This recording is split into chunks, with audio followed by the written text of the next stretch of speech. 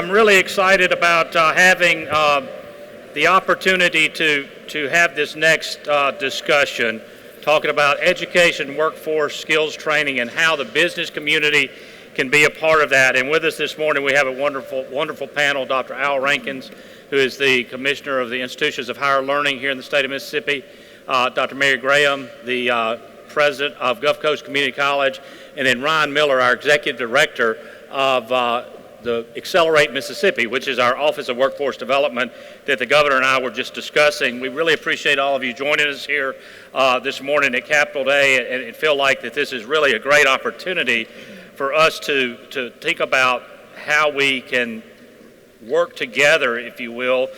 And I want to just start by kind of going around the table and getting your thoughts on kind of why the partnership between the education and workforce community is so important. And Al, I'll start with you. And what can business leaders do to kind of make sure that we're ensuring that our students at our universities across the state are really getting the fundamentals necessary to succeed in today's workforce? Thank you. Well, I think first we need to continue to have dialogue with our university leaders and academic departments that house the majors, student majors that you as business leaders are seeking to hire, and to continue to engage in strategic partnerships with our universities. There are several examples of symbiotic relationships between our universities and the private sector. Some great examples include the Center for Advanced Vehicular Systems at Mississippi State, and some of the great research they're doing and applying that research to address real-time issues like designing and refining production lines and workstations at the Nissan plant and other automotive companies. The relationship with Mississippi Valley State University, I see President Briggs in the audience now, that they have with FedEx Logistics, where students at Valley are manning a logistics site on their campus and tracking packages from their point of origin to their destination point, giving those students valued training, work experience, and financial assistance, while FedEx is creating a pipeline of potential full-time employees that graduate from Mississippi Valley State University fully trained and ready to work on day one. Or the many examples of small business incubator units on our university campuses that support entrepreneurs and small business development. These great relationships support more meaningful engagement between the private sector and our universities, listening to each other's needs, pivoting and making adjustments, and fostering success for our students when they enter the workforce. You know, and I think those adjustments are a big part of that. And Mary, the community colleges deal with this on a lot of instances, particularly we're not only talking about educational advancement toward degrees, but also the industry certifications, the specific training that's needed. So how can businesses make sure they're part of that process as we go through this? You know, Scott, I would almost reframe that question, because I feel like it's incumbent upon higher education to ensure that business and industry is a part of the conversation. And of course, on the business industry side, we want you to engage with us at the community college level so we can provide the services and the training that you deem necessary and appropriate. If there are particular certifications, certificates, different training programs that you need for your business and industry, we need to make sure that we're providing that type of training. And we can only do that if we hear from you and we collaborate with you. We hosted a workforce summit over a month ago on one of our campuses. We had over 70 business and industries attend with over 250 business leaders. It was a workforce solutions-driven conversation with business and industry, who shared with us what the competencies are that they need. And then we, in turn, in an attempt to be responsive and relevant, go in and really revamp some of our curriculums to make sure we're meeting those needs. Because if we're teaching from a 40 or 50-year-old curriculum, or training from a dated curriculum, then we're not providing the resources and the services that we're tasked with providing. We're here to train the next generation of the workforce, and so we're trying to do that every day. So we ask business and industry, engage with us. We have 15 amazing community colleges willing and ready to provide those services, so work with us. You know, and I think the point is perfect. Working together is what it all comes down to. And Ryan, you're a little over a year and a half into your job. As I mentioned with the governor, I view the department as still in its infancy. But part of what we got to do is have willing partners within the business community to help develop that strategic pathway. It accelerates. So how can that happen? Well, I think, you know, if you're going to hear a common theme up here on the stage today, it's going to be consistency in that collaboration. Consistency. I think you can point to any time throughout the history of you know, I'd say the last 10 years of some of the workforce issues that we're facing right now, where there have been great ideas, there have been some great programs. We just as a state have never, I think in my opinion, haven't done it as consistently as we could. And so that collaboration has to be consistent, that communication. I know Dr. Rankins has mentioned that too. The consistency of that communication has to be there. Part of the reason why I think we exist was to try to help coalesce a lot of that collaboration. That's why we have the ecosystem model that we do and trying to build that out so that our partners have access certainly to us, but really more importantly, and this is going to sound selfish, that I have access to you. I was fortunate yesterday to get to talk to the MEC board, and I appreciate the opportunity to do that. And along the way, I had some very, I think, good questions, and at some point, tough questions for me to consider. Mr. Lampton had questions, Mr. Harrison had some great points. I know Mr. Taylor brought up some interesting points that I have to consider. That's the input that we need, because you all are the experts. We need to be that teammate that can adjust and use the resources that we've been given authority over to make sure that we're making strategy that works for the very specific needs that you have in the business community. The only way that happens is with consistent collaboration. And as our ecosystem model continues to grow, and I believe build trust amongst businesses and our teammates, I think you're going to see that consistency become more of a reality. And consistency has been the success of what's been happening, particularly I think at Gulf Coast, Mary, with some of the things y'all are doing in terms of developing programs, whether it's shipbuilding, nursing, or now, as the governor mentioned, diesel mechanics. You're playing a vital role in providing qualified employees. What makes that so successful, and how do businesses participate in that? Well, I think the main thing you do is that there's not a one-size-fits-all, and so you have to work with the individual business or industry to customize. I mean, we have a menu of opportunities for training, but we have to make sure it meets the needs of that individual industry. And of course, you have to have the right people having the conversation with business and industry. We call it business speak. We're educators, so we need to make sure we speak the same language as business and industry, and we truly hear what they're saying and understand what they need. And then we take that information and we actually do something with it. We're responsive, and we give them the training program that they need.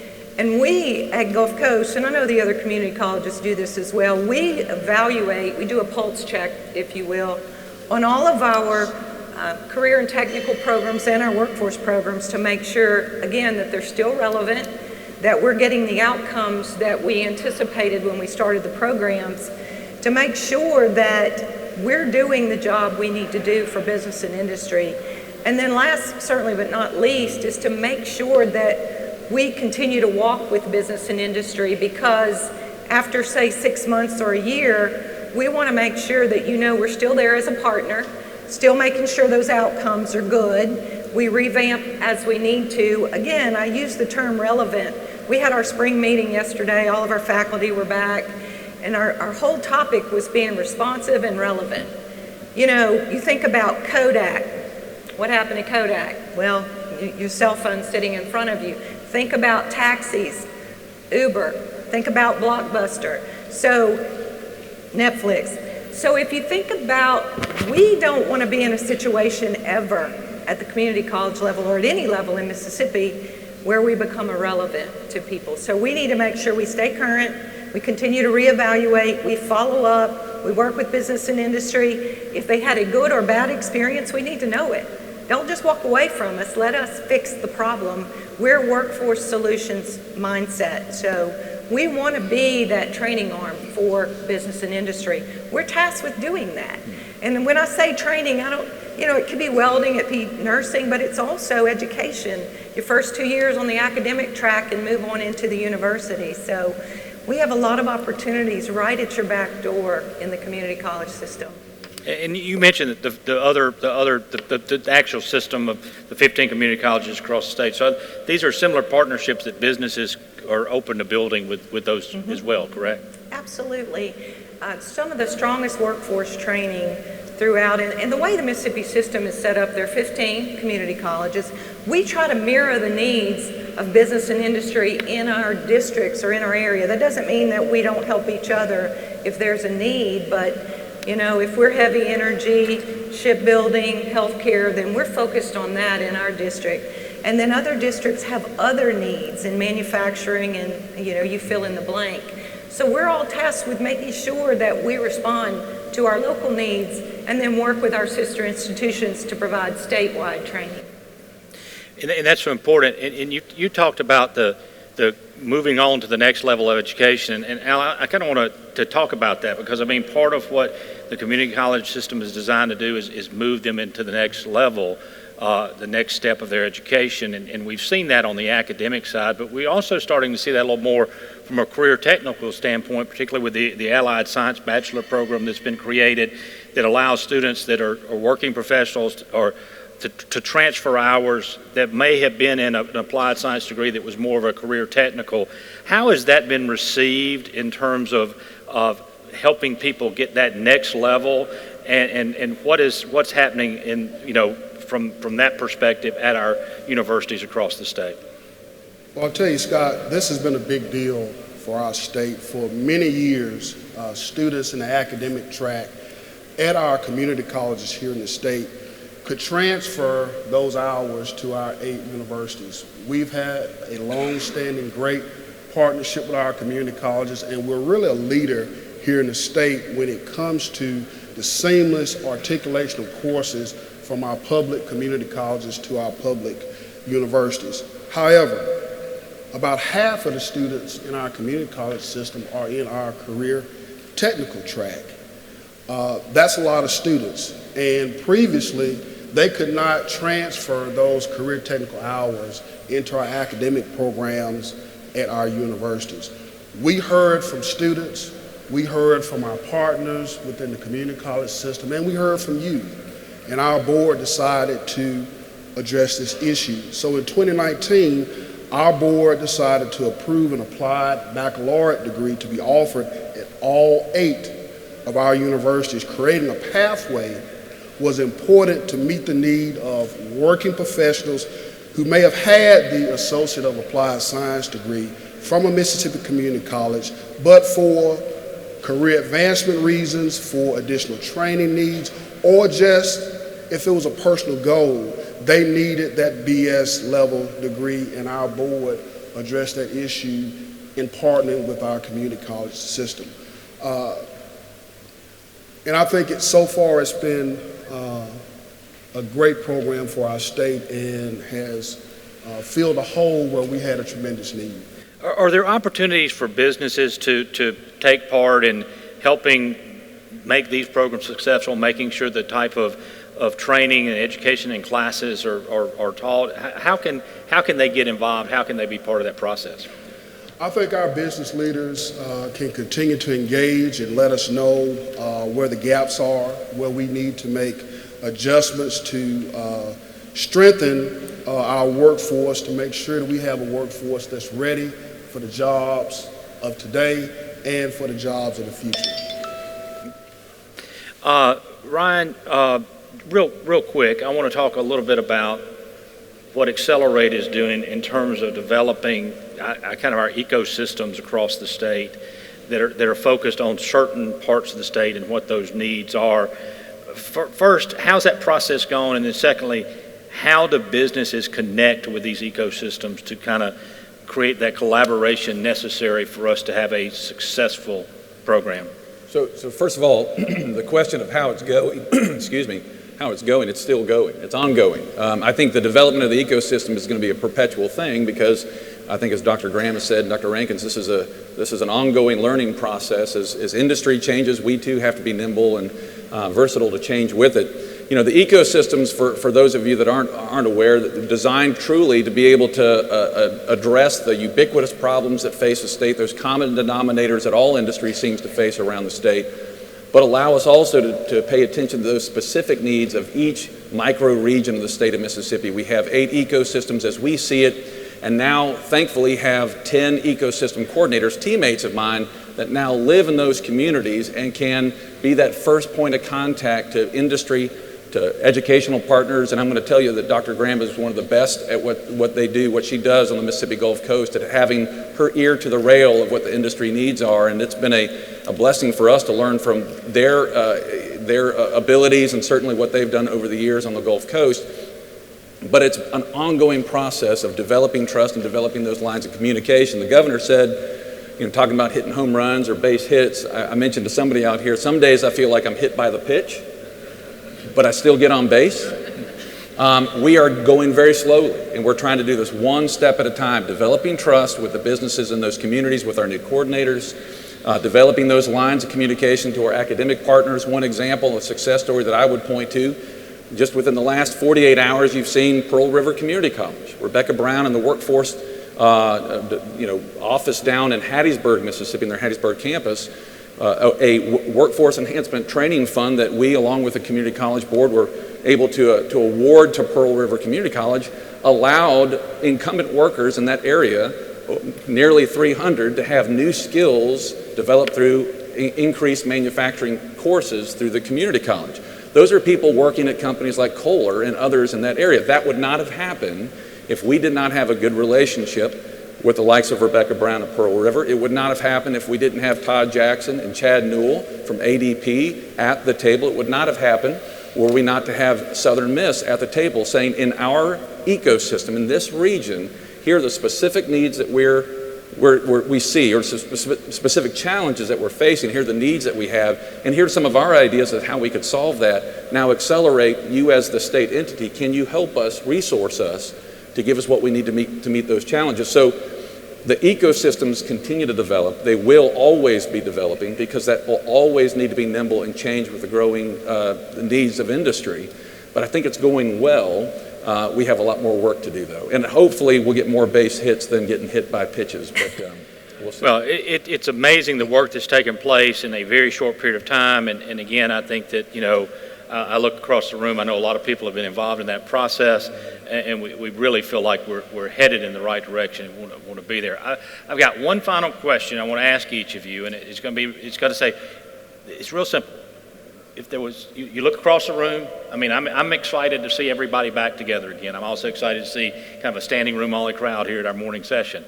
It's been a rough couple of years getting people together, and we're starting to get back to normal. But the one thing that we want to do is help. And if there was one thing that you could ask business leaders that are in this room today to do for you to help you be successful in preparing our workforce and improving education, what would that be? And Al, I'll start with you. Well, you know, identifying problems is not a failure. It's not an indictment on the current work. It's a part of continuous improvement. And I think we just need to continue to talk and have real conversations about identifying barriers, tearing those barriers down, and putting our best foot forward and helping to move our great state forward. So let's just continue to talk and have dialogue. Mary? You know, I can't just give you one answer there. Maybe more than one. First and foremost, you know, engage and partner with your local community college. So often we have a preconceived notion of what's going on in your local community college. But if you take an opportunity to actually visit a campus and walk through their career and technical programs, their workforce training programs, you'll be amazed at the resources and amazed at the level of expertise that's available for each and every one of our business and industries. And again, we can customize that as we need to. I have to tell you folks, there's not a training deficit. We have lots of training opportunities. There's really no need for any industry to stand up their own individualized training without the support of the community colleges, because we have the connection for all of the different resources that are coming through the state. We speak business. We can help you line up all those resources to make sure you get the training experience you need. We want to walk with you in this endeavor. We want to collaborate with you because, again, it's our responsibility to do that, but we need you to engage with us and work with us so we can provide the best product so that you can get the trained workers that you need. We don't have a training offering opportunity. We have a people don't want to work issue. And so it's pretty simplistic, but so rather than start your own training, if you will work with us, we'll help do the training, and then you can incentivize people to participate in the training. That's what we need. Help us market the training, help encourage people to be a part of that training. We can do it on your site, or we could do it at the community college. So I'm a little biased. Jay Allen, who's here, he and I serve on the National Community College Board, and Jay would agree we have the best community college system in the United States. So let us help you. Ryan, bring us home. Well, I would say just in closing, the engagement piece that they both talked about is certainly that I'll address as well. I will say not only stay engaged with your community colleges, with your four-year institutions. I failed to answer the last question that you asked me a few moments ago. Please go to our website, acceleratems.org, and you will see the ecosystem coordinator that is keyed to your individual ecosystem. That's an individual phone number, email address, a face, a name. That will be the person in your ecosystem that we want to be your teammate, hands, feet, eyes, a servant-hearted leader that's there to help make some of these connections. I would say stay engaged with groups like MEC, stay engaged with groups like MMA. We get a lot of communication between Scott and John about some of their constituencies and some of the overarching needs that the state is facing. Our ecosystem coordinators can help with the more specific needs. But then I would say, lastly, be specific. If you as a company have a need for workforce, try to drill that down to the basic, most specific needs that you have, because the more specific we can get, the faster I think groups like Mary's unbelievable team on the coast or Rebecca Brown at Pearl River can respond. So the more specificity to the needs, the faster that we can respond as a partnership. Well, I want to again thank each of y'all for being with us today. Having your insight is so important. I think that we are really making great strides. I think continuing to work together, the collaboration, which is what the focus of today's meeting is all about, is so vital for that. And I appreciate each of you taking time to be with us this morning, and we look forward to continuing to work with you as we go on the road. So thank y'all so much. Thank you very much.